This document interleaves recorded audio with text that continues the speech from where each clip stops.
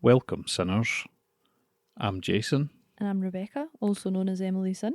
and this is the Sanctuary of Sin podcast. We will cover everything delectably sinful, from kink and queer culture to cults, sex positivity, and everything in between. Let's get sinful. It's Pride Month, and what better time to talk about the deadliest sin of all? Pride.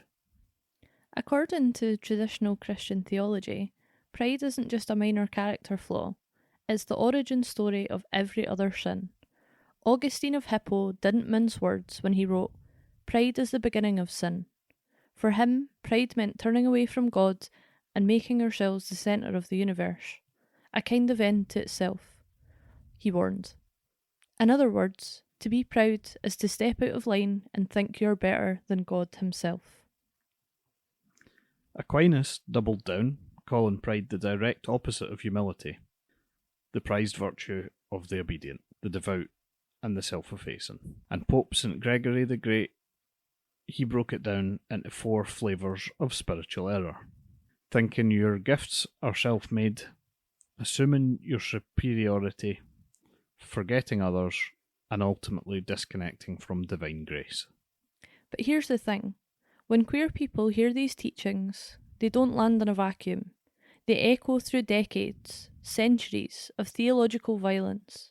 For many LGBTQ+ folks, pride has never been about dominance or delusion. It's been about survival. As Reverend Patrick S. Cheng puts it, many LGBT people have been taught to hide in the shadows. The problem is often not that we are too proud, but rather that we are not proud enough.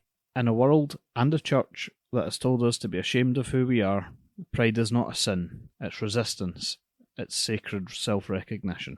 When I was kind of looking into this, I thought it was important to include some kind of positives from the Christian community as well. There's some really cool preachers that are taking the kind of traditional outlook to the church on LGBTQ+ people and kind of turning them on their heads and showing that, as a group of people, because they have faced so much oppression and so much resistance from the powers that be, that pride and the meaning of pride has kind of been rewritten in the context of there's not enough of it. I feel like lots of different sects of the church are now trying to include LGBTQIA plus people as a sort of way of modernising and keeping up with the way that society is changing and still staying relevant. It must be difficult in America when, I feel like, at least in the UK, religion is kind of on the out, let's be honest. At least, traditional religion. The amount of churches that are up for sale here and, the amount of venues we go to that are churches that used to be churches, it's not got the same prevalence as it once did. Whereas I feel like that's not necessarily true in America the same. Aye, I feel like it's sway on popular culture and society is greatly reduced here in comparison to America. The influence is still there, but not everybody realises that that's where it comes from. Yeah. I feel like that side of it's kind of been lost a bit, where it still got hooks in some places. But I think this is why we're seeing, because it is so prevalent in America, I would imagine that there's a lot of queer people there that are still religious and still have faith, and it's nice to see that there is teachings and practices out there that encourage that and are making a space for these people to be welcome. Yeah, I feel like it's important to note we're doing a lot of kind of pulling apart of religion, but faith in and of itself I think is beautiful. I take no issue with people that have faith. I just don't like it when it's used as a tool to control and oppress people for a different purpose out with religion, which most of the time, as we've seen throughout this podcast and will continue to see, is the case. The moral framework aspect of religion is really nice, and I think it brings a lot of benefit and goodness to people's lives. Yeah. But there is quite a dark side to it as well that is not so nice, and I feel isn't spoken about enough. We aren't chasing undue exaltation. We're not claiming we made ourselves from nothing. We're just trying to live out loud in a world that has asked us to shrink, repent, or disappear. Because when Augustine talks about the soul abandoning God, he assumes that God is only found in pulpits and pews. But queer theologians, like Marcella Althaus-Reid, offer a different version. She reminds us, our task and our joy is to find or simply recognise God sitting amongst us at any time in any gay bar. Holiness for her wasn't about piety, it was about presence. Divine love doesn't demand our shame. It shows up in sequins, in chosen family, and every moment we choose to be exactly who we are. So yes, to the Church Fathers, pride was a sin to be purged. But to us, queer, trans, non-binary, intersex, femme, masc, ace, bi, gender fabulous folks, pride is a revolution. It's not about being better than others, it's about no longer believing we're less than. We are not too proud, we are finally proud enough. So who benefits from labelling confidence as sinful? Surprise, surprise, it's the usual suspects. Let's talk about confidence. Not the curated kind that gets you claps on LinkedIn. I mean real, grounded, unapologetic self-worth. The kind that says, I know who I am, and I don't need your permission. Now ask yourself, who does that threaten? The answer? The same people it's always threatened. Religious authorities, capitalist marketers, colonial gatekeepers, and the good old heteronormative patriarchy. Confidence, especially in people who've been told for generations to stay small, quiet, and grateful, is a radical act. And that's exactly why these systems have spent centuries labelling it as sinful, dangerous, arrogant, or too much. Think about it. From purity culture to corporate branding, the message is clear. Doubt yourself, and we'll give you something to fix it. Buy this cream, follow this rule, pray a little harder, be a little less you. A confident woman is a threat. A proud queer is disruptive. A self-assured person of colour, downright dangerous. These systems, especially Western, religious, white, cis, het, male dominated ones, don't just benefit from low self worth, they rely on it. If you believed you were already enough, would you still obey their rules?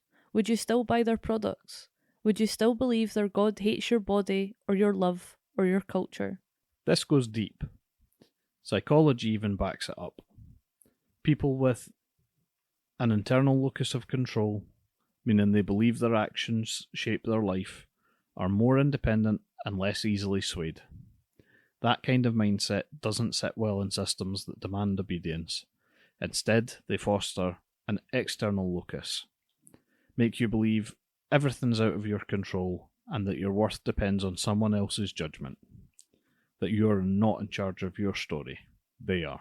To go back to what we were speaking about in the beginning, like the kind of Christian ideologies of pride as sin, and speaking about Pope Gregory, even within rules that he's lined out for what constitutes pride, the 4 types of pride laid out by Pope St. Gregory the Great are thinking that you're the source of your own excellence, thinking that your gifts come from God but are a result of your efforts, presuming a self-importance that is unwarranted, and despising other people while at the same time claiming that your gifts belong to you alone. So for me, the last 2 are probably fair enough. Like, I feel like living a life where you think you're better than other people, or you believe in like individualism as opposed to everybody being part of a community and their successes being a part of all the people in their life that support them. Like, I feel like they're good ways to live your life.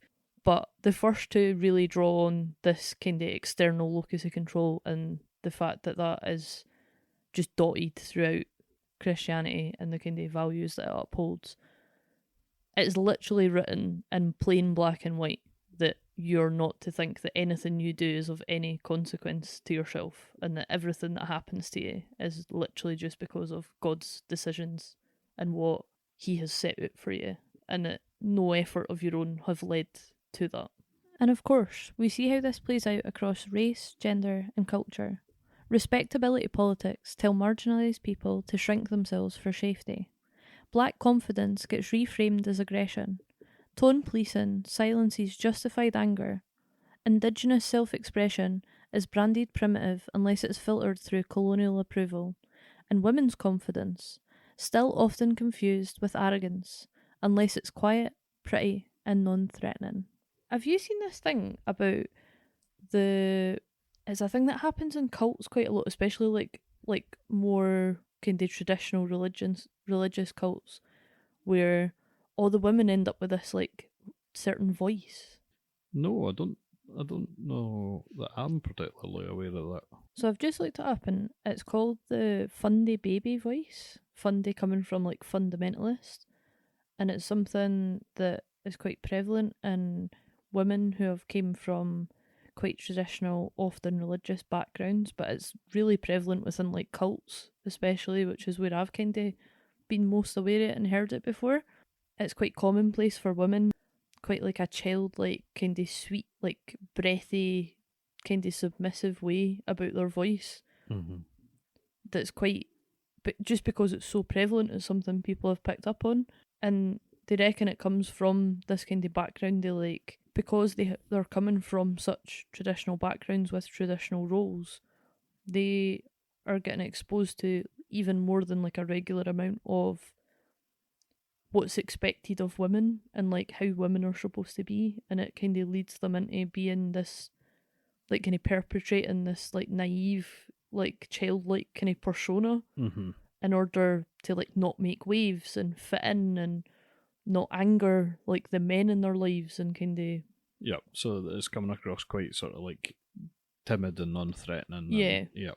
Like it's almost like a trauma response essentially. But it's really interesting. I feel like that kind of feeds into the point where we're making quite well. Like they're literally trained not to be confident or prideful. That's a bit gross. Yeah. But here's the thing. Confidence is power. It's self-trust, it's resistance, and that's why they've spent so long making it taboo. Because a person who knows their worth doesn't follow blindly. They question, they push back, they claim space. So who benefits from labelling confidence as sinful? The people who need you to stay small. Let's not give them the satisfaction. So, on to our second segment, some historical examples. The Church's sphere of queer confidence. Pride is heresy, sin, and survival. So why does God hate the gays? Of course, we know the answer isn't divine. It's deeply political, historical, and strategic. To understand why pride has been labelled as sin and queerness as heresy, we need to peel back the layers of history. And, as always, it's more complicated than a few Bible verses out of Leviticus. Let's rewind to 240 AD. Augustine, yes, the same saint who gave us the concept of original sin, spent much of his early life as a follower of one of Christianity's biggest religious rivals, Manichaeism. Crucially, Manichean teachings didn't just tolerate homosexuality, they encouraged it. Non-procreative sex was seen as spiritually superior because it resisted being tied to the material. Procreation was considered binding, a trap for the soul. Freeing yourself from that? Divine. Cue Augustine's infamous spiritual U-turn after his mother's death. Guilt-ridden over his body, his desire, and his past, he didn't just reject his former beliefs, he helped shape Christian thought in a way that demonized queerness for centuries. Goodbye celebrated orgies and queer liberation. Hello, sin, shame, and the idea that pride goeth before destruction. Fucking love that Augustine's popped back up in this again. Like, man has so much to answer for. Aye, we've got our first friend of the pod. I can see that we're going to end up speaking about him fairly regularly. Yeah. I love how, like, throughout this, because I've done a wee bit of research on some of the other sins so far as well, that obviously I'm not going to go into just now. You'll need to come back and listen once they're posted. But the same few names keep popping up time and time and time again. And, like, oh, it's so frustrating that, like, so much shame and hate and horribleness can all boil down to, like, four guys that just Should have just had a wank, really. So because queer acceptance posed a massive threat to the early church, if your competition is preaching sexual liberation, how do you counter that? You don't out-freedom them, you demonize it. You brand their practices not just wrong, but evil. You turn their culture into a sin. Again, this is something that keeps popping up time and time again. Like, my favourite subject in school was RMPS, and my RMPS teacher was fucking mental. He was great, but he was mental. He used to just go on like mad tangents that had nothing to do with what we were learning or what was going to be in the exam. And so many people hated him for it, but like I loved it. It was great. I learned so much. And I remember one day, I don't think this was relevant to anything that we were actually learning about, but he made such a good point of like speaking about religion and the kind of origin of it, going through some of the things that are sins, like right in the beginning of the Bible. And I feel like this is kind of what's led me like to us doing this now. And that it was pointing out like some of them can be traced back as direct reactions to other things that were going on at the time. And it was actually him that first brought up like the sacred temple prostitutes thing to me. Yep. Or no to me specifically, but to our class. And was talking about how like that was such a threat to early Christianity that's what led to like adultery and prostitution in general being a sin.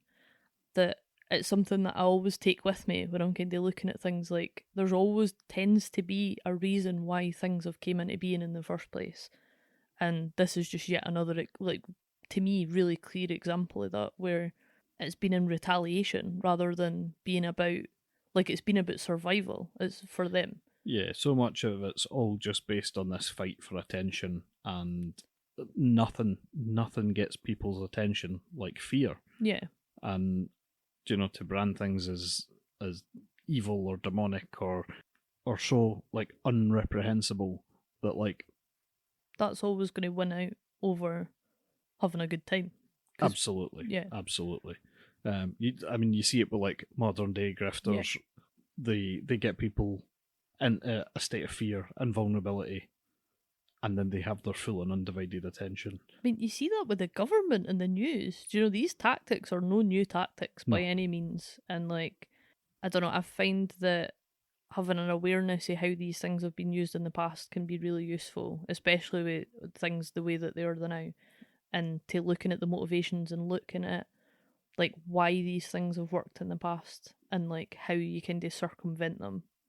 It's something I find absolutely fascinating. Yeah. The whole like attention economy thing. It's so interesting. But looking back and doing some of this research and seeing the examples of it being used hundreds or thousands of years ago is even more fascinating. People have always been the same. We've never really changed. It's, like human psychology hasn't really changed that much over the time periods that we're talking about. No. Hence the rise of sexual repression in Christian doctrine wasn't just about virtue. It was about winning. If you can't beat 'em, make 'em burnable. By the Middle Ages, the strategy was in full swing.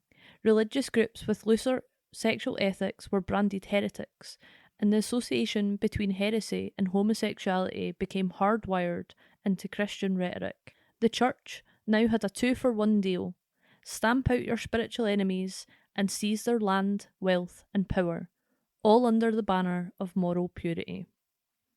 See, there was more to gain for this as well. Like, they were able to just go in and take everything.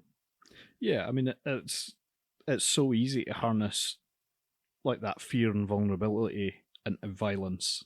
Yeah. And if you've got somebody at the top saying, this is the goal we're looking to achieve, if we get people scared, we can make them angry and give them a little nudge in the right direction to achieve what we would like. Literal hostile takeover.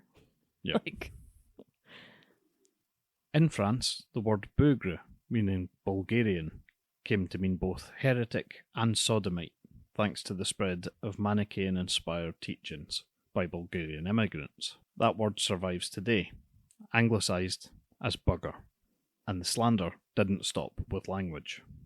I love, like, I've heard the kind of etymology with faggot like loads of times. Yep. Feel fucking horrible even saying that word, but it's for research purposes. We're fine.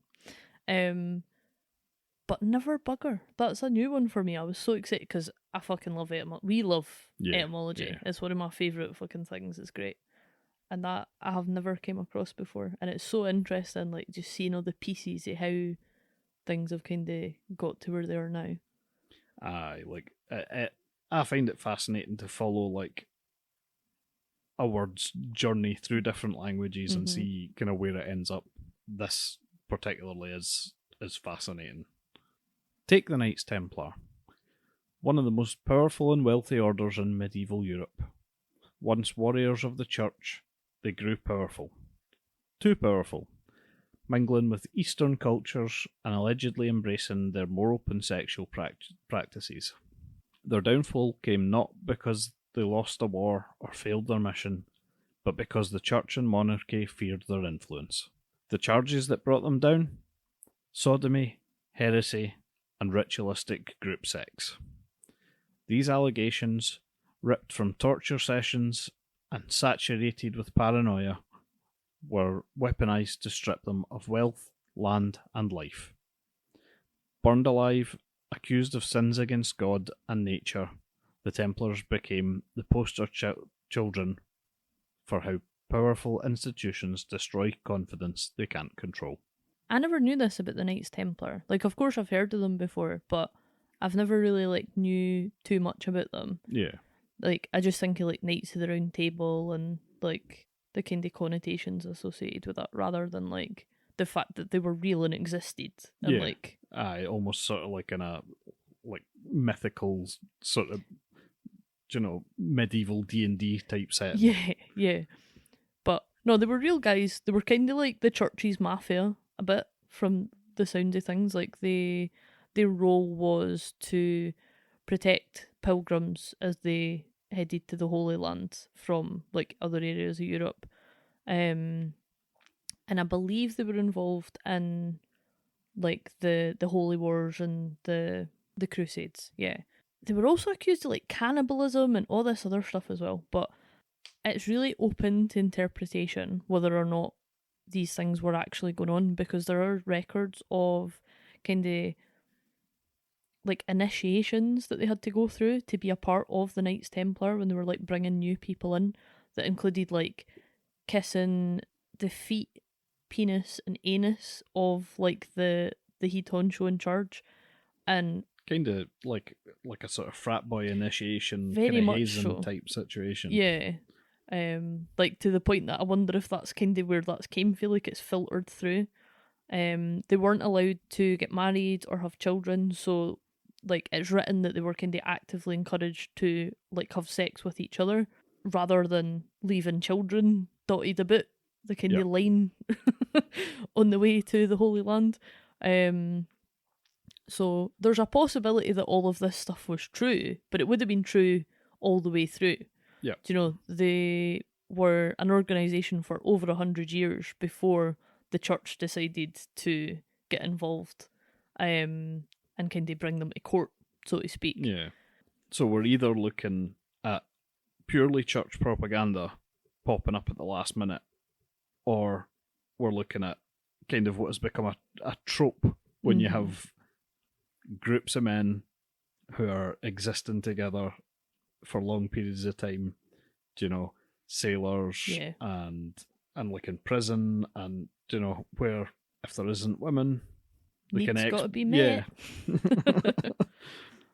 So the church had to convince the king to actually go ahead with this, and it was, like, heavily rumoured and documented that the king himself was homosexual. So, but he had a lot to gain from them disbanding, because by arresting them, the king gained more than 150,000 gold florins and over 10,000 manors, plus a few fortresses and temples in every major city in Europe. Like, this was a big, big deal. This was the crown getting a shit ton back. Aye, that sounds like it'd be worth, you know, chucking them under the bus for. ignoring your morals. Like, Yeah. it just seems so, like, if you were in that position, I suppose the thing is they got accused of so much stuff, like including like cannibalism and stuff. Like there was a lot flying rumors flying around. Mm. So I suppose if you were in the king's position, you could be like, well, I don't eat people, so it's no me. It's no like I'm going against myself as a homosexual. The idea that queerness and heresy were basically the same thing wasn't just a coincidence, it was strategy. The church couldn't tolerate anything that challenged its grip, especially not when it came wrapped in sex and confidence. Rumours, true or not, that the Templars were engaging in homosexual rituals only stoked the fire, especially dangerous to a church already twitchy about its own celibate clergy. By the time the Crusades and Inquisition kicked into gear, accusations of sodomy had become a go-to weapon. In 1209, Pope Innocent III launched a crusade not just against the Manicheans' theology and all other religions influenced by them, but against their very existence. Nearly 20,000 were slaughtered in Béziers alone, many after seeking refuge in a church dedicated to Mary Magdalene, because irony has always been lost on empire. Within 2 decades, 1 million were dead. Against this backdrop of blood and paranoia, Thomas Aquinas laid down the sexual doctrine still clung to by much of Christianity today. All sex must be for procreation, and homosexuality was a sin against nature. The execution fires may have gone out, but the ideology burned on, branding difference as deviance, and ensuring the church had both theological and moral ammo to keep queer people in the crosshairs. So they did a big genocide as well. Yeah. 1 million people's a lot of people, especially in 1209. Fucking hell. I hate to think what percentage of the population that was. Aye, that's a lot of people, but it's a real display of power for the church as well. Do you know that if they couldn't convince people with their words and their teachings, maybe they could convince people just out of self-preservation, so they're not in the firing line. Yeah, they didn't stop there, because after they'd run out of quote-unquote heretics to burn, they moved on to witches. But we'll be covering that on our next sin.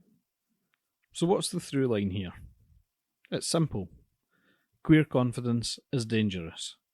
Not because it's wrong, but because it's powerful. Pride is visibility. Pride is confidence. Pride is a refusal to feel shame for existing outside the lines.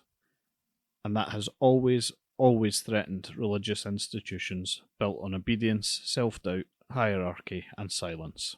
When queer people live visibly and joyfully, we disrupt the systems that rely on shame, control, and conformity. Pride is dangerous, not because it's sinful, but because it's contagious. It says, I know who I am, and I don't need your blessing to be whole. That's blasphemy to any system that survives on your self-doubt. Public displays of pride, whether it's drag, queer sex, trans joy, or simply not hiding, are and have always been acts of rebellion. These aren't private sins to confess away. They're loud, colourful, disruptive refusals to be erased. And the church? Well, they can't burn people at the stake anymore. But the fear is still there.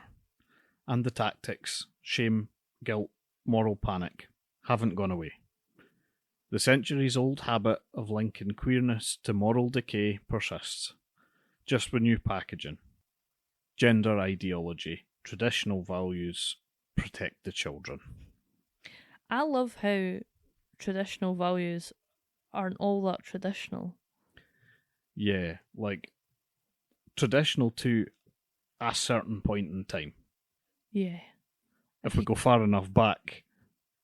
Not even all that far. Not even all that far, but if we go far enough back, traditional doesn't look how these people think it looks. Tradition is queerness. Like, it's what has always existed up until the point that some people decided to use it as a tool to burn their competitors. Aye, like, we've always been here. So when people try to weaponise pride against us, to call it sinful, excessive, arrogant, remember this: the church has long tried to burn the joy out of queer people. Pride is a refusal to let them succeed. It's not sin, it's salvation. Segment 3. Reclaiming Pride from Stonewall to today. Pride wasn't born out of a rainbow-coloured glitter cannon and a corporate-sponsored float. Pride was born in a bar choked with sweat, fear and fury. It was a response to injustice, a middle finger to oppression. June 28th, 1969 wasn't a parade, it was a riot, or more accurately, a rebellion. Or as the legendary butch lesbian Stormy Delivery put it, it was a rebellion, it was an uprising, it was a civil rights disobedience, it wasn't no damn riot. Let's be honest, the police weren't just doing their jobs when they stormed the Stonewall Inn that night.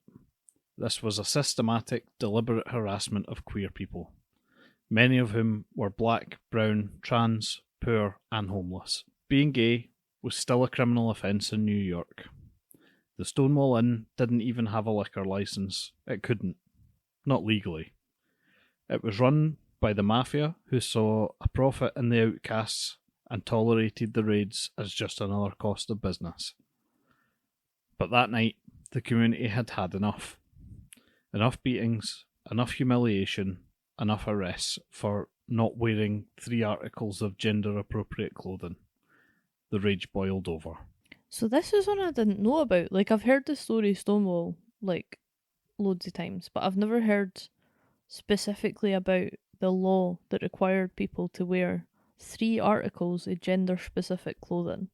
And this went for, like, men and women and everybody in between. Like, it's wild to me that, like, who decided that? Aye, like, also, what was the, like, the process for enforcing that? Who makes that decision? Was that down to individual police officers' discretion? What counted as gender-appropriate clothing? I would imagine so. How do you have, like, gender-appropriate, like, tops? A dress and shoes? Is that only your 2? Do you need, like, a hat? This is the thing, like, if you look at legal documents and how in-depth and how, like, every single article has to have, like a definition and so much attached to it, like, how did that go over in the courts? Do you know what I mean? Like, how did they, like... Well, I mean, also, from our small amount of, like, legal knowledge and bit of deep diving that we've done, when it suits, there's quite a lot of, like, vagary and grey area in the law. Because then it comes down to morality, or people's, like, own definition of morality. So that rage sparked a movement. For 6 days, queer folks fought back. They fought for their lives, for their dignity, and for their right to simply exist. Police were barricaded in the bar they once stormed. Fire was set. Bottles flew. A new kind of queer defiance took root, one that refused to shrink itself to survive. At the heart of it all were icons like Marsha P. Johnson and Sylvia Rivera. 2 names you need to know, say, and remember. Marsha and her plastic red heels and flower crowns, who famously said her middle initial stood for pay it no mind, and Sylvia, who said what so many of us still feel, hell hath no fury like a drag queen scorned. Together they co-founded STAR, Street Transvestite Action Revolutionaries, to support the very youth the system discarded. Black, brown, trans and homeless queer youth, the most vulnerable, the most powerful. I love when you can, like, tell so much about someone's personality from, like, quotes from them. Like, it's great. Like, I love that, like, pay it no mind. Yeah. Like, it's a thing more people should live by. Do you know, if something's not affecting you, just pay it no mind. Let people live their lives if they're not hurting anybody else. It's none of your business. Absolutely. And yet, decades on, we still forget them. Under the Trump administration, even the Stonewall National Monument, the literal birthplace of modern pride, wasn't safe from the rewriting of queer history. References to transgender people were scrubbed from its official National Park Service website. The acronym LGBTQ+, was quietly shortened to just LGB. Trans people, who bled and burned and fought for that movement, were erased from the very history they helped ignite. It's not a coincidence. It's not a typo. It's a deliberate act of erasure, a tactic we've seen over and over again. We forget how Sylvia and Marsha were pushed to the edges even within their own movement. We forget how Pride went from protesting to pinkwashing. How the very police who beat us now march in uniform, waving rainbow flags like nothing happened. How corporations who profit from war and deportation now sponsor our parades. We forget why Pride even exists. And look, this isn't about gatekeeping queerness. This is about grounding ourselves and why we have the right to celebrate in the first place. It's about remembering the lesbians who showed up during the AIDS crisis, nursing the same gay men who had once turned them away at the club doors. The same lesbians who pretended to be girlfriends so gay men could avoid arrest. The ones who showed up when it mattered most, even when it cost them everything. That's why the L comes first in LGBT+. Out of respect, out of history, out of truth. We can't forget the sexism, racism and classism that still festers within our own community. We can't ignore how trans and non-binary folks are still left out of the conversation, or worse, used as scapegoats by both the far right and some within our own so-called progressive spaces. J.K. Rowling. Pride is not just glitter and glam. Pride is protest. Pride is political. Pride is survival. When Pride becomes a party for those already safe and a battlefield for those still fighting, we have a problem. Even here in Glasgow, this tension is alive. While mainstream Pride rolls out red carpets for banks and arms dealers, grassroots collectives like No Pride and Genocide are demanding real accountability. They've penned an open letter calling out the pinkwashing of Palestine oppression. That we proudly support it, because you can't claim to be for queer liberation while staying silent about genocide. To quote Marsha one more time, no pride for some of us without liberation for all of us. So this June, let's reclaim Pride. Let's raise a glass to the ones who came before us. Let's dance with joy and rage. Let's shout the names of Marsha, Sylvia, Stormy, and all the queer revolutionaries history tried to erase. Let's lift up our trans siblings, our sex workers, our disabled queers, our black and brown kin. Let's say no to rainbow capitalism and yes to radical care. And let's remember, we didn't fight for a parade, we fought for freedom. Thanks for joining us, you filthy little sinners. We hope you enjoyed this episode as much as we enjoyed making it. We're keeping this podcast deliciously ad-free, so if you want to support what we do, head over to our Patreon and join our Church of Sin. If you're craving some new personally recommended kink gear, check out our website, thesanctuaryofsin.com, for all your naughty needs, and use the code SINPOD at checkout for a 15% discount.